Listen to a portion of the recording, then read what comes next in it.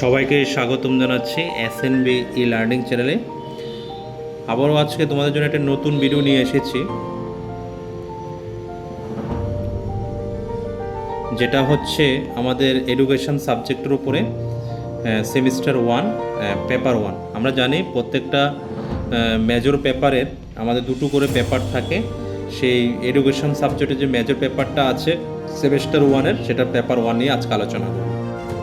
এখানে আমরা সাজেশনটা এভাবে তৈরি করেছি অ্যাকর্ডিং টু সিলেবাস এবং important question. According to syllabus means syllabus অনুযায়ী যতটুকু কোয়েশ্চেন তোমাদের যেগুলো একটু ভালো করে পড়া দরকার সেই কোয়েশ্চেনগুলো রেখেছি, এবং তার সাথে সাথে বলে দেবো কোন 2 বা 3টে প্রশ্ন তোমাদের ভালো করে পরীক্ষার জন্য তৈরি করতে হবে। তাহলে ভিডিওটা শেষ পর্যন্ত দেখবে। তোমাদের যে প্রশ্নগুলি প্রশ্নগুলি পড়তে হবে, যে আনসারগুলো তোমাদের তৈরি করতে হবে সেগুলো আমি এখন বলে দেবো। আর তার ফাঁকে একটা কথা বলি, যদি তোমাদের কাছে এই প্রশ্নগুলি আনসার যদি রেডিমেড না থাকে বা তোমাদের তৈরি করতে অসুবিধা হয়, তাহলে এখানে স্ক্রিনে দেওয়া নাম্বার বা এখানে যে নাম্বারটা আছে এই নাম্বারে কল করতে পারো বা হোয়াটসঅ্যাপ করতে পারো। এখানে ফোন করে তোমরা ত্রিপুরার যে কোনো জায়গা থেকে আমার কাছ থেকে তোমরা সেগুলি পিডিএফ ফর্মে হোয়াটসঅ্যাপে আনসারগুলো নিতে পারো। এখানে যা যা কোয়েশ্চেন দেওয়া হবে সমস্ত কোয়েশ্চেনের আনসার তোমরা পিডিএফ ফর্মে পেয়ে যাবে। তাহলে চলো দেরি না করে একবার দেখে নিই কী কী। ইউনিট 1 থেকে 4টে কোয়েশ্চেন রেখেছি, একটুখানি ডিসকাস করে দিই কী কী কোয়েশ্চেন রেখেছি। হোয়াট ইজ এডুকেশন এবং ইটিমোলজিক্যাল মিনিং, দুটো একসাথে আমরা আনসারটা তৈরি করে ফেলেছি একসাথে। তার নেচার পড়তে হবে, স্কোপ পড়তে হবে।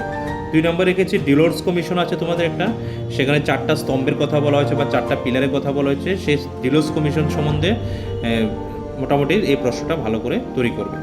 3 নম্বর প্রশ্ন রেখেছি ইন্ডিভিজুয়াল এবং সোশ্যাল এইম কাকে বলে এবং দুটোর মধ্যে রিকনসিল মানে দুটোর মধ্যে সম্পর্ক আলোচনা করতে বলেছি। 4 নম্বর রেখেছি বায়োলজিক্যাল সাইকোলজিক্যাল 1 মিনিট। 4 নম্বর যেটা বলতে চাইছিলাম, 4 নম্বর যেটা রেখেছি আমরা সেটা হচ্ছে বায়োলজিক্যাল এবং সাইকোলজিক্যাল, সোশ্যোলজিক্যাল এবং ইকোনমিক্যাল বেসিসের উপরে এডুকেশনের সম্পর্কে আলোচনা করতে বলেছে। এই 4টা প্রশ্ন থেকে সবচেয়ে বেশি ইম্পর্টেন্ট যদি বলি, প্রথম 2টো প্রশ্ন তোমরা ভালো করে পড়ে নেবে। এই 2টো প্রশ্ন তোমার ভালো করে পড়লে ফাইনালি একটা তোমরা কমন পেয়ে যাবে ইউনিট থেকে। তারপর ইউনিট 2 থেকে দেখো 3টে প্রশ্ন রেখেছি। সেই 3টে প্রশ্নের মধ্যে প্রথমটা হচ্ছে ফিলোসফি কথাটি কোথায় থেকে এসেছে, এডুকেশন ফিলোসফি কি, how does the philosophy influence the various যে এক্সপেক্টগুলি আছে এডুকেশনের সেখানে কীভাবে প্রভাবিত করে, এবং ক্যারেক্টারিস্টিক অফ ইন্ডিয়ান ফিলোসফি। তাহলে ফিলোসফির উপর একটা প্রশ্ন তৈরি করতে হবে। 2 নম্বরে গেছি introducer of pragmatism. Pragmatism introducer কে প্র্যাগমাটিজম কথাটি ব্যবহার করেছেন। Mention the major principles of pragmatism. Explain the pragmatism influence the modern education. Modern এডুকেশনে প্র্যাগমাটিজমের গুরুত্ব আলোচনা করতে বলেছে।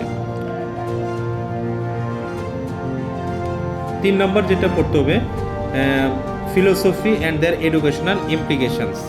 বিভিন্ন ধরনের যে ফিলোসফির এরিয়াগুলি আছে, 3টে এরিয়া আছে, মেটাফিজিক্স, এপিস্টেমোলজি, অ্যাক্সিওলজি। এই 3টা এলাকা আলোচনা করতে হবে এবং তাদের শিক্ষাক্ষেত্রে যে গুরুত্ব বা তাৎপর্য সেটা তোমাদের পড়তে হবে। এখান থেকে 3টেই প্রশ্ন আছে, তার মধ্যেও যদি তোমরা বলো ভালো করে কোনটা পড়বো, আমার হিসেবে 3টা প্রশ্ন একবার দেখতে হয়, 3টা প্রশ্ন একবার দেখতে হয়।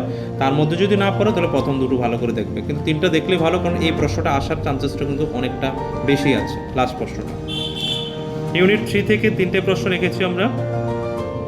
সেখানে নাম্বার 1 রেখেছি sociology, educational sociology, not only sociology, educational sociology, sociology of education.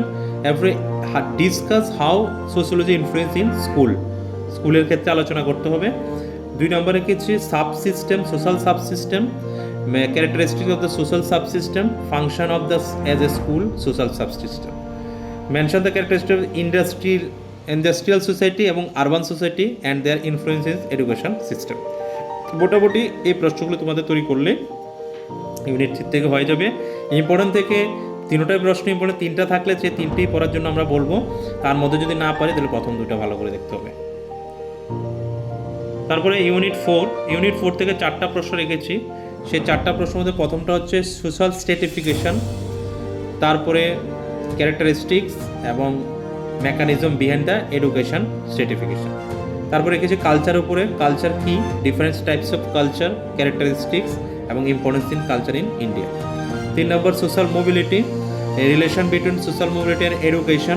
How is the social mobility affected by the mobility? Discuss merits বা characteristics বা advantage, এখানে বানানটা একটু ভুল হয়েছে, advantage of social mobility এবং horizontal line and social mobility.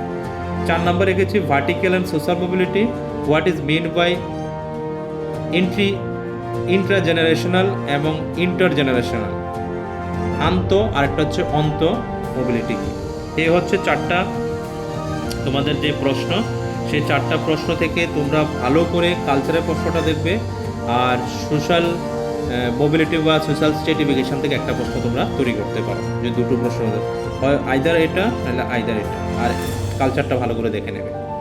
এই হচ্ছে তোমাদের 4টা প্রশ্ন। মোটামুটি এই 4টা প্রশ্ন থেকে আশা করি কমন করে যাবে, আর যেগুলি 3টা আছে 3টা থেকেও কমন করে যাবে। এই হচ্ছে তোমাদের পেপার 1 এডুকেশনের মেজর সাবজেক্টের একটা সাজেশন সেমিস্টার 1-এর। এগুলি তোমরা ভালো করে তৈরি করে নেবে। আনসার না থাকলে বলে দিলাম, যোগাযোগ করে তোমরা নিতে পারো। সেটার প্রাইস বেশি নয়, প্রাইস দুটো পেপার মিলে 1,500 টাকা আছে। দুটো পেপার মিলে অনলাইনে 1,500 টাকার মধ্যে পাবে। তাহলে 1 পেপার ইজ 750 মাত্র, 750 মধ্যে একটা সেমিস্টার তোমার হয়ে যাচ্ছে। তাহলে ভিডিওটা শেষ পর্যন্ত দেখার জন্য সবাইকে ধন্যবাদ জানাচ্ছি। নেক্সট ভিডিওতে তোমাদের পেপার 2 নিয়ে আলোচনা করব।